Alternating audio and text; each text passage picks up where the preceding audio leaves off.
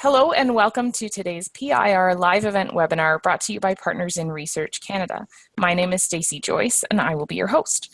Remember, if you're joining us live, you can ask questions anytime throughout the webinar by clicking the chat button in the top left-hand corner of your screen, making sure you send that message to all attendees so that others can see your question, and let us know where the question is coming from, so your school name, city, maybe even a student first name for who that question came from.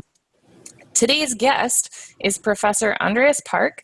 He is an Associate Professor of Finance. He's also the Director of Research at the Rotman Financial Innovation Hub in Advanced Analytics, a bit of a mouthful. All of this at the University of Toronto. Thank you so much for taking the time to join us, Professor Park. I will turn it over to you. Thanks for having me.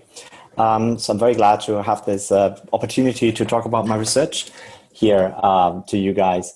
Now let me share my screen with you so that you can see my prepared slides. Okay, here we go. And now I just have to start my presentation. I'm deep into technology, so it's very unsettling when I can't deal with my own tech. But let's assume that this works. So thanks for having me. And before I start, I wanted to wish you all a happy Pink Day. As you can see, I'm dressed for the occasion. And I also want to give a big shout out to Teja and Sophia and the entire class of Lisa Devellano at Lone Pine Public School in Mississauga. So I will be talking about Bitcoin and blockchain. My understanding is that most of these webinars are for students, or rather from faculty who are in the sciences. I'm a social scientist, and if you don't know what that is, what we're trying to study is the human behavior and human interactions and how that affects all of us together. Now, many of you will probably have never heard of the word Bitcoin and blockchain, and I hope that by the end of this webinar, you will know a little bit more about it. So let's get right into it. Now, what I really want to talk to you about first is money. You've seen, obviously, Canadian money. You know what it does, that you can buy stuff with it. But, let's think about it for a second as to why do we actually use money? Why is money useful and necessary? What does it do? And so let's take a few steps back. If you go to the early days, when we were just hunters and gatherers, then we just lived in families or clans and we didn't really need any money, right? So we just exchanged the goods and shared everything that we had. But as society moved forward and got more complicated, we had cities and people started to specialize. There were, for instance, farmers. Now a farmer needs to do farming, and for farming he needs, say, a pitchfork. Where does he get it? Well, he gets it from a blacksmith. So how does he get it from a blacksmith? Well, he could exchange maybe some corn or some other goods in return for the pitchfork. Now, the blacksmith also has needs, right? So he needs to eat. For instance, he may want to have some meat and goes to a hunter. And so maybe he can exchange a weapon in exchange for some meat. But now let's take this a step further. As communities grow, we need things like law enforcement. So something like a sheriff in town. We may need a school teacher. We may need a musician, right? So how do we pay these people? How do they get compensated for what it is that they do? For a musician or a teacher, it's really hard to offer something tangible as barter. So what do? Well, this is why we have money, right? So it is a way for us to make payments and to exchange goods. It's a simple way to do it. Now let's take a little bit a small step into the history of money. Now, if you think that we always use coins and dollar notes, that's actually not true. So let me give you one nice example. In the South Sea, there was a time when people traded stones. Now, this stone is about 7 feet tall and extremely heavy. But they use these stones as money. As a funny side story, at a big storm, one of these stones got swept into the ocean. And there's then the question is, was that money destroyed or was it still there? And because these stones are very hard to carry around, people actually agreed that a particular stone in the ocean still exists and still was money. So you had a claim on that particular stone. Now, in Canada, again, you're all used to Canadian dollars and the like, but this is, again, not the way how we actually change money. For the longest time in the 16 and 1700s, we used beaver fur. Beaver fur actually was a major currency, in particular from the Hudson Bay Company. Another currency was moose skin. So we traded mooskin as means of payment. Now, but you will probably go back and say, maybe that's very specific to Canada. So let's think about gold, right? So if you look at old movies, if you hear stories about kings and queens and so on, they usually have some gold, and that is something valuable, and they use that for exchange. Now, gold is, comes in all different sizes. So basically what we do is we try to standardize that, and then people started what's called minting a coin, right? So these are gold coins. Okay, so, you think that's maybe a very efficient way how we can, move money around, but not so fast. If you have to move money from one place to another, say from one city to another, you can use a ship, of course, but you'd be surprised how much gold actually was lost because ships sink. And in the old days, ships sank all the time. Likewise, if you move money over land with a carriage, there were robbers that robbed the carriages and stole the gold and stole the coins. So gold coins are actually a problem. And there was a time when Canada was not allowed to mint, meaning making its own coins, when there was a huge shortage of coins, and we couldn't actually exchange goods because there was so little money left. So at the time, what happened is that people used these play cards, and on the back of the play cards, they wrote that there was a debt to be paid. And then people used these playing cards as means of payment. Now, and you can see that gets us already close to the paper money that we use today most of the time. So think about the money that you have in your wallet. If you think about it, it's just a piece of paper. How come it has value? Well, it has value because it's a promise that somebody will accept it as payment in return for payment. In the early days, the first money were these treasury notes. These were issued by the government, and they were a promise of a repayment. And then you can trade this promise of repayment with other people. Now, if you think money was only issued by government, that's also wrong, because banks, for instance, also issued money. So here's a banknote issued by the Bank of Montreal, which was one of the first banks that we had in Canada. And they actually printed their own money. All right, but now we're now in the 21st century, things are being regulated. By now, money is only being printed by the Bank of Canada, and this gives rise to the loonie that you're all very familiar with. All right, now, being in the 21st century, things also have changed. You all use the internet. We are talking over the internet now, which is when I was a little kid in your age, it was not a possibility. There was no internet at the time, but we've made phenomenal technological advances. So instead of using the paper money that you all have in your wallets, or actually, when I say all, I never have any paper wallet in my wallet, and I actually never have any coins, which goes, distresses my kids every time they want some candy and I don't have any money on me. Sorry about that. But here we are. So paper money is one thing, but how your parents pay, right? Most of your parents pay with Interact, with a card, right? Where they tap it on a machine, or they enter a code, or they use a Visa and MasterCard. And if you look historically, what happened is that for the last 25 years, in the old days, and so in 25 years ago, people used mostly cash, but nowadays they use mostly credit cards and debit cards. So about, in terms of the money that we spend, less than 20% is now spent with cash, and most of it is spent with credit cards and debit cards. So that's a huge change. And this is part of course, us using the internet for payment. Now, there's a problem, though. When you send something over the internet, if you want to send money over the internet, that's actually a difficult problem. So if you send a file, so you send your teacher a file like a document or something, that's something which is relatively straightforward to do, right? Because you just send a copy of the file. But if you send money, you don't want to send a copy. You want to send the real thing. So let me illustrate this. So Sue wants to buy something from Bob. Bob wants to sell Sue a car, and Sue in return wants to give him money. Now, the problem is that Sue may spend the same money at the same time because, if it's digital, and give it to some other guy here, to George, for instance, right? So how can you prevent that from happening? Well, the way we do this nowadays is we usually use a trusted third party, like a credit card company or a bank, that then maintains and makes sure that you spend the money only once, and so that the money that Sue gives to Bob is actually really there. Now, how do they do that? Well, they keep a record. They keep a ledger or an account, right? So that's basically a book where you keep all the entries. Now, the topic of this talk is not money. The topic of this talk is Bitcoin and cryptocurrencies and Bitcoin and blockchain. So now, so let me start explaining to you what the blockchain is. A blockchain is something really boring. All that it is this entry, this account, this ledger. So it's just this thing. But it has special properties. It's not just kept at a single location, but it is kept at many, many different locations. In fact, it's a connected network, and all the information is kept at thousands of different locations, the exact copy of it, all over the world. And Bitcoin is, in essence, one of those entries which are kept in this particular database. Now, how does a transfer work here? Now, the one thing first thing you have to make sure is the transfer is secure. The way it works here is that Sue just basically does a digital signature of the transfer that she makes, and that creates a transaction. And an outsider, a bad guy, cannot go and break that signature. Right? There's mathematical cryptographic principles that ensure that that cannot happen.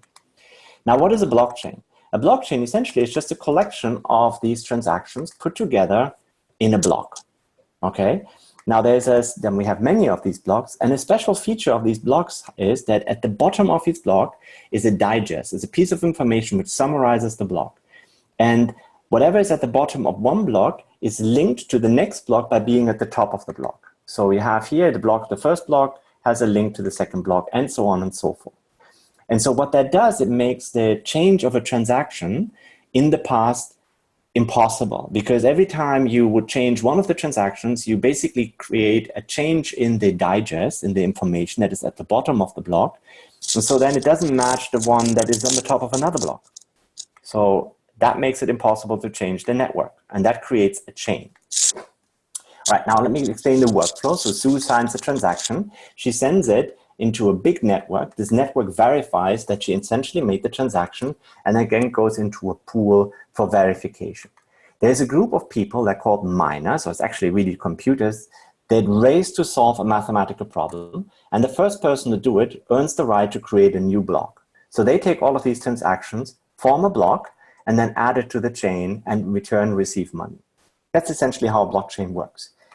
That's a pretty fabulous principle, because let me take a step back. When we think of the history of commerce, right, when we want to trade with one another, it all requires trust. We have rules and laws and ledgers. We have the law.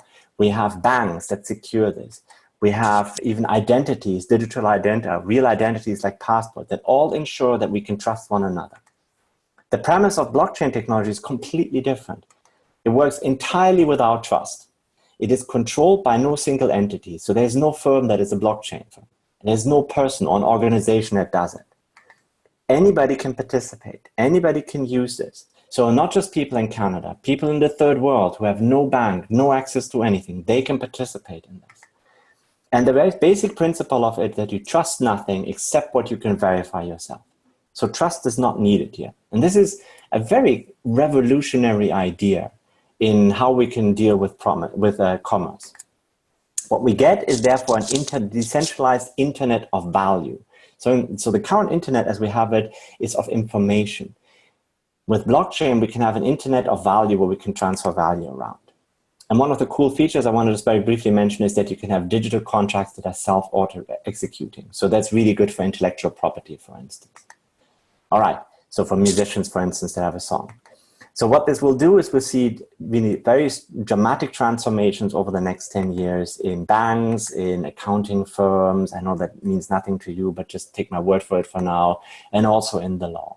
So this is going to be a brave new world. For those of you who are older, this is very likely going to affect you very soon. And it offers a lot of opportunity for changes and for making actually society better. If you want to connect with me, you can get me on Twitter, you can get me by email, and these slides are actually going to be posted on slides.com. All right, I'm done. Wonderful. Thank you so much.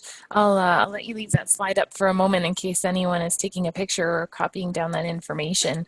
The first question I have for you is how does this change to cryptocurrencies affect our current legal system's ability to follow money? So, for example, we hear a lot, perhaps maybe just TV and movies at this point, of criminals using Bitcoin instead of regular currencies. So how does that all fit together with the way we govern ourselves?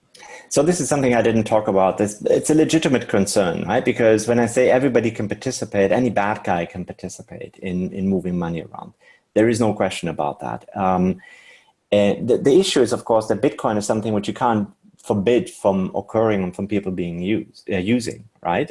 So, at the end of the day, what you have to do is you have to deal with it.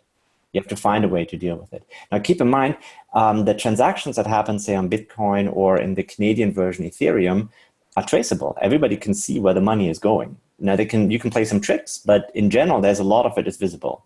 And the criminals actually are not using Bitcoin anymore because, they can be traced. Now, the other thing I want to say, keep in mind that, say, in the US, 90% of the cash in the US is in $100 bills. And it is mostly outside of the country. And it is used actually by criminals. So if the US government, for instance, or the Canadian government really wants to get rid of criminals using activity with cash, then all that they have to do is abolish $100 bills. Not all they have to do, but if they would abolish $100 bills, that would actually solve a lot of problems. Very interesting. We now have a question from MTS in London, Ontario, asking, what is another application of blockchain other than cryptocurrencies? So it's Mother Teresa Secondary in London, Ontario. Thanks for the question. Yeah, hi, Mother Teresa Secondary. Nice. Thanks for the question. There's many applications for blockchain technology. Let's start with, so of course, all of it is somewhat related to commerce and the transfer of value. So for instance, musicians can sell their songs directly over the internet without having to involve and pay a credit card company. They can transfer digital rights. You can transfer ownership of houses, of cars, digital health records. And the Ontario government is working on a blockchain-based digital identity together with a Canadian firm called Nuco. So there's many, many applications. Anytime you think of this secure transmission of information, something very valuable, blockchain technology can help to sort this out. So that would have an effect then on reducing identity theft, for example? For instance, that's the hope, that identity theft becomes really difficult. Also, you've heard about the Facebook breach, right? So Facebook essentially takes your data and uses it, for its own commercial benefit.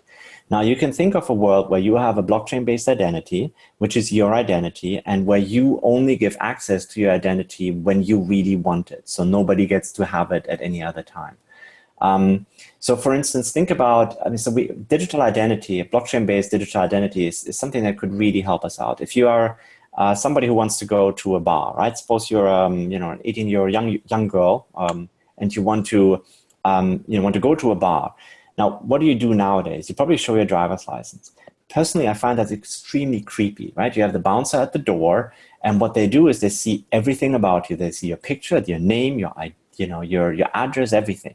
What you really want is the only thing they need to know is that you are, old enough to enter the bar. That's it. So you could have a system with a digital identity where you prove to the person at the bar only that you're old enough. He gets no other information. And blockchain technology would enable you to exactly do that. Very interesting.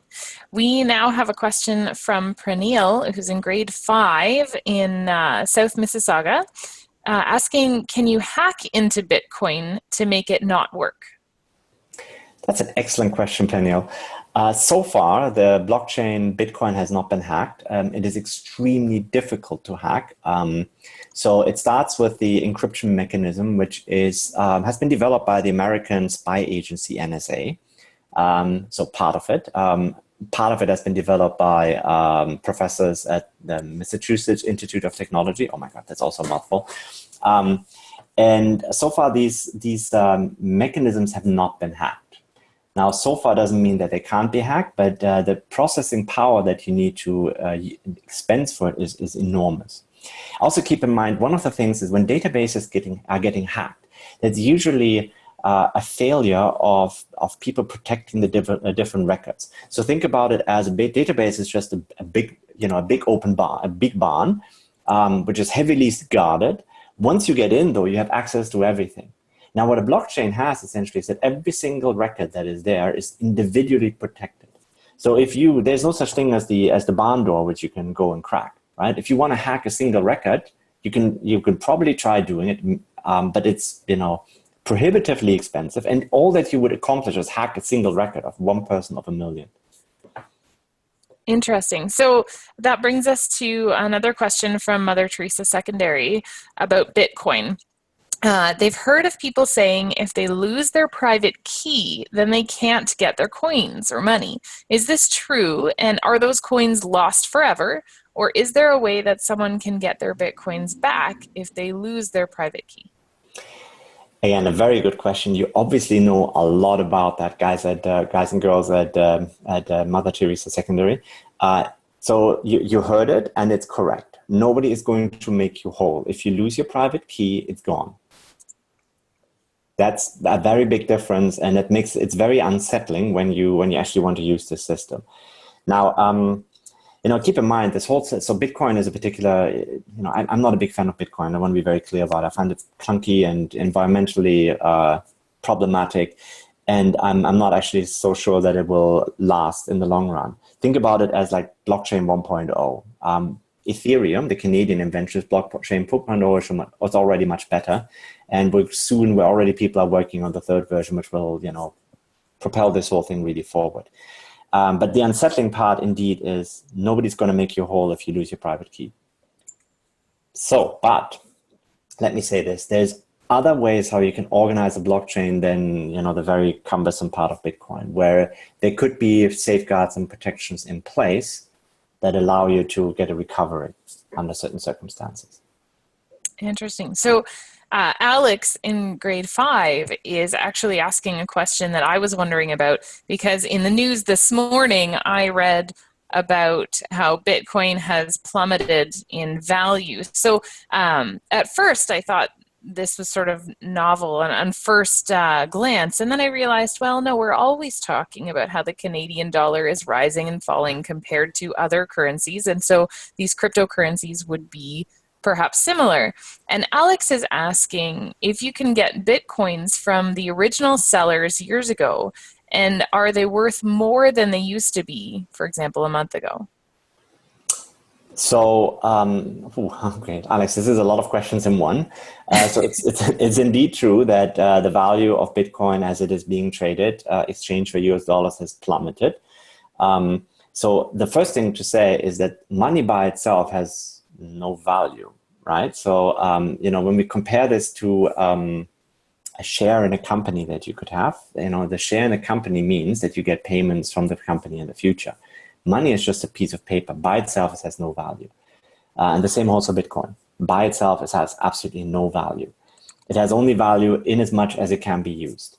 Now, as I said, I'm not convinced that Bitcoin can be used for anything, right? So you can't really use it for payments. It's just very clunky and very difficult to apply. So I'm not surprised that the value of it goes down. And I want to make very clear that you shouldn't use this as something where you put your savings money into. So that was the first part of the question. And now I have forgotten what the second part of the question was. The second part was, can you buy Bitcoin from sellers from years ago? And would they be worth more, I guess? So in this case, not worth more because the value has dropped. Well, a Bitcoin is a Bitcoin, right? It's the technical term is fully fungible. So you want to check that in a dictionary, I think. So, one Bitcoin is the same as another. So sometimes you get a Bitcoin from somebody who has had it from the very beginning. At other times, you get it from somebody who has had it only for a few days or a few minutes, really. So there's really no difference. They're all the same. Just like any loonie for you is also, it's the same. Okay. Interesting. So another question from our grade 5 class, wondering what do you think it is best to use currently in our system? Cash, debit cards, credit cards, or something else? Excellent question. So here's a few things to keep in mind.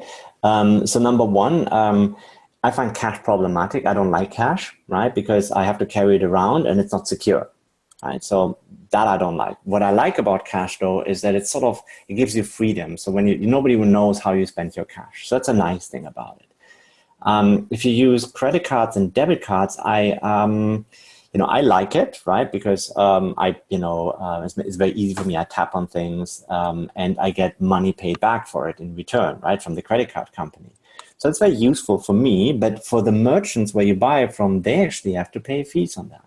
And so to give you the picture, I recently took a taxi and I asked the taxi driver, if I pay with my credit card, is that costing him money? And he said, yes, it costs him 5% that he has to leave for the company that processes it.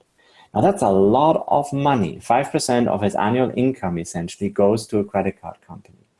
And so there must be better ways to do this. There must be cheaper ways to do this.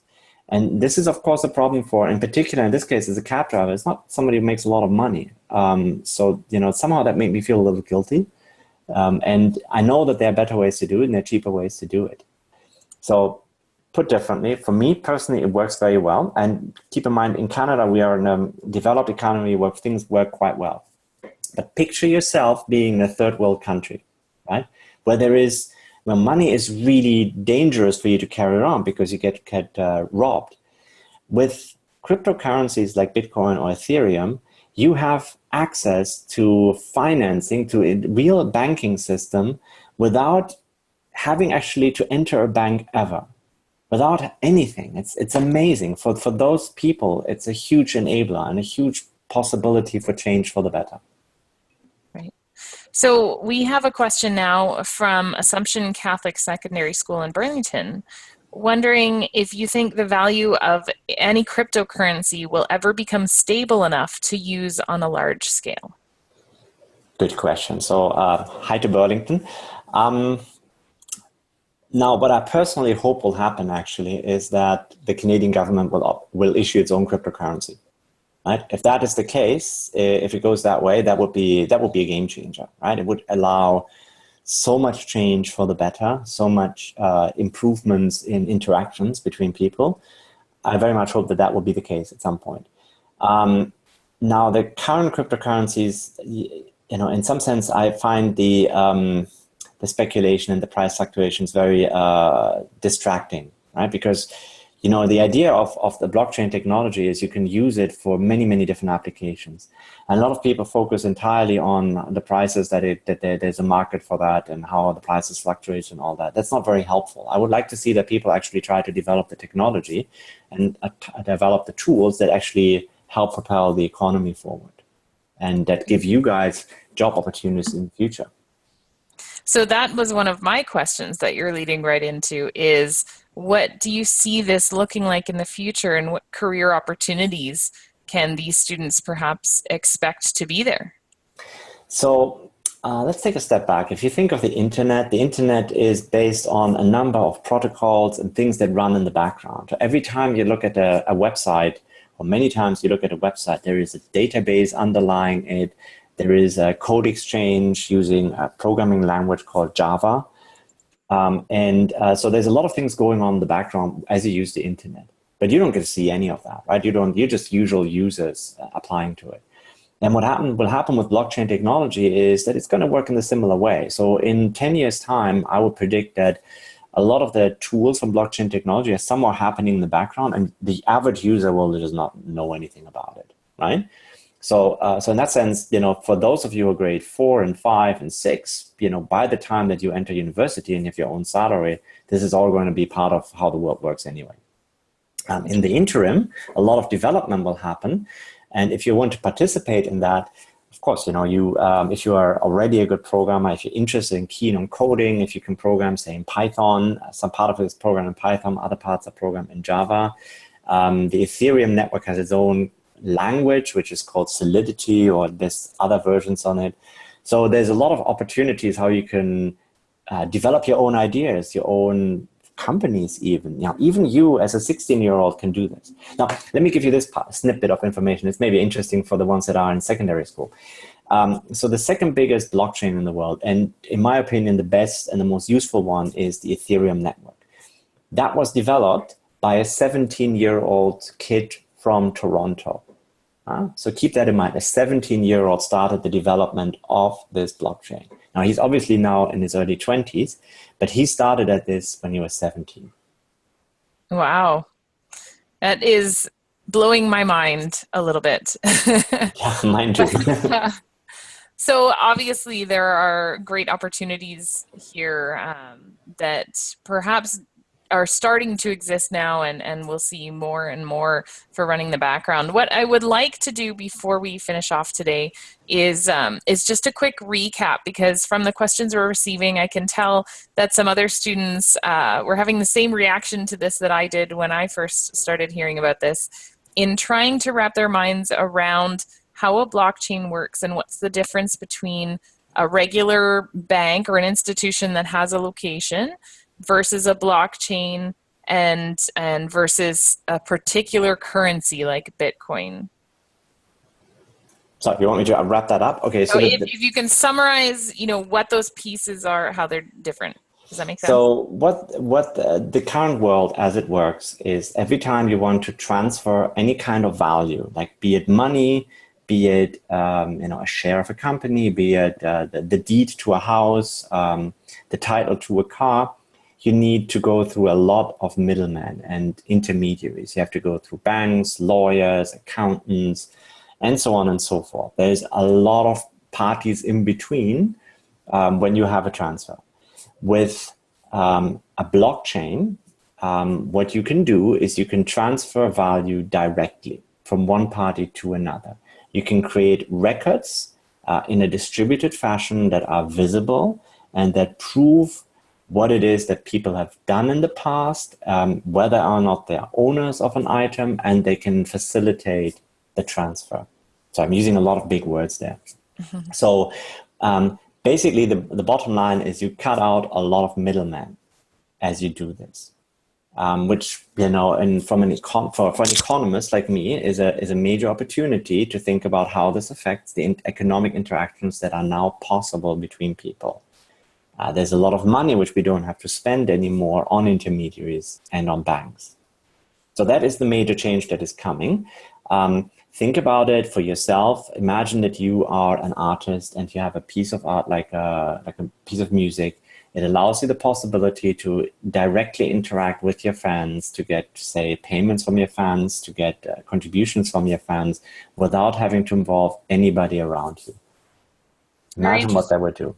So for any service or any good, whether you're a carpenter who builds something or someone who is a practitioner providing some type of treatment or service, or an artist providing art, the payment you could receive, which you could use to pay rent or buy a house or eat food, or all of those things could come directly without any little pieces of it being kept by a bank or a credit card company, etc. Exactly. It could come all directly. It's a little bit, in some sense, we're just going back to cash in some form, right? Except that it has a much bigger scope of allowing us to do other things too. So, but yes, so, you do everything directly. And if we have anyone who is joining us live today or watching this video later on who's interested in pursuing this as a field of study, or if they want to, get involved in the maintenance of such a system in the back end, do you have any advice for them on, what direction they can start heading now with their education? Absolutely. So, essentially, if you want to use this, you need two pieces of knowledge. You need to understand the technology and how it works if you really want to do some development there, right? So you have to develop the code in order to link it up to a blockchain. And understanding that part requires you to have coding skills and actually math skills. So math is really important here. But you also need to understand what the problem that you want to solve. Right? So you have to understand if it's a business problem, if it's an intellectual property problem, if it's a legal problem. So you need knowledge from two sources in order to make a positive contribution here. So, if I would have the choice to do any of this now, I would look into a degree in computer science, engineering, and couple it with a degree in something like finance, economics, law, if this is really something that you want to pursue. It seems like no matter what subject we are talking about now, as we do these webinars regularly for students, I'm hearing more and more need for that multidisciplinary approach for more context. No one is specializing in one area anymore. It's just not not enough. We have to do a little bit more of a balancing act. So, Well, it depends. You also need the specialists who have very deep knowledge in a particular field. Not everybody needs to bridge. You need some people who have deep knowledge, and you need other people who are interfaces. So both are needed, if you ask me. I suppose if you are going to be one of the people who is a deep knowledge specialist, you must be good at collaborating in that case then with others. Yeah, exactly. But collaboration, being able to communicate with other people is paramount. Wonderful. Well, that is all the time we have. We've obviously gone over our time by a few minutes as well. Thank you so much, Professor Park, for taking the time to join us and patiently explain this new concept that is unfamiliar to many. It was my absolute pleasure, and thanks everybody for listening. And just before we end today, just letting you know, next week on PIR Live event, we'll see how one researcher is using visual art to present her research about women in STEM. More information on that webinar and other upcoming webinars is available at pirweb.org. Thanks so much for tuning in today, everyone. Have a great day.